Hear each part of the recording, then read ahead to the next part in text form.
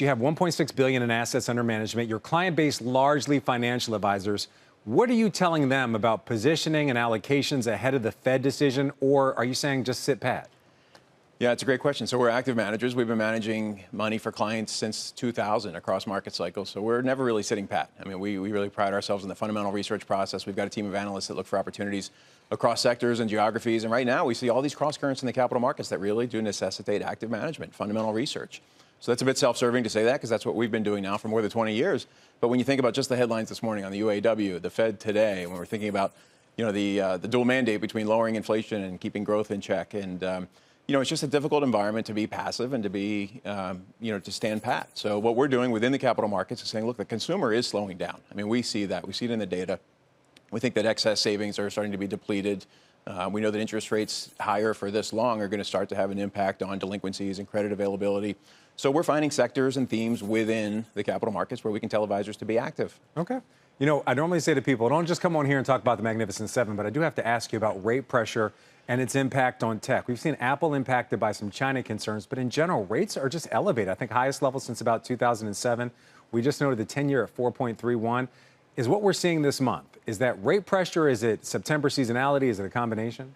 I think it's a combination, but if you look at the capital markets and, frankly, the S&P 500, even at the index level, which is so much the Magnificent Seven, as you referenced, the S&P is about where it was more than 2 years ago now, so August of 21. So we've had the big sell-off yesterday, the big rebound this year to date.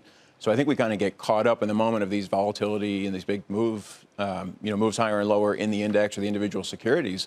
But, frankly, this is a maturing economy in the U.S. We don't have significant growth, so if there's a gravitation towards some of the mega cap companies that have fortress balance sheets and wide moats and decent growth prospects, that's not surprising. But overall, in the aggregate, the index really just hasn't been that impressive, which, again, I think forces active managers to go out and find more interesting areas of the markets. So I'm listening to you. You don't sound like you have a lot of conviction in the market either way. I want to bounce something off. You want to show the audience something. This is the VIX right here. Right. This is Wall Street's fear gauge. So it's been kind of subdued this year. Despite a lot of things to worry about. Higher oil prices, higher rates. We've had the U.S. credit rating downgraded. But still, right now, it's at about 14, well below its historical average of about 20. Nick Colas at DataTrek says, a low VIX, that's the sign that stocks are in a bull market. So do you agree? Are we actually in a bull market? And despite all this hand-wringing, worries about a shutdown, the credit rating, that we're actually in a great time for equities? It doesn't feel like a bull market to me, right? And to us at Cloud Capital Partners.